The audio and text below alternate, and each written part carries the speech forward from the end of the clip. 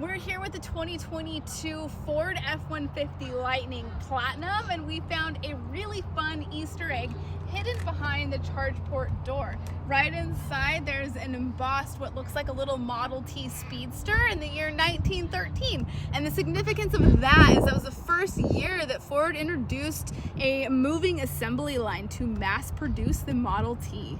And then above it there's a QR code that just takes you to Ford's website. This is also inside of the frunk.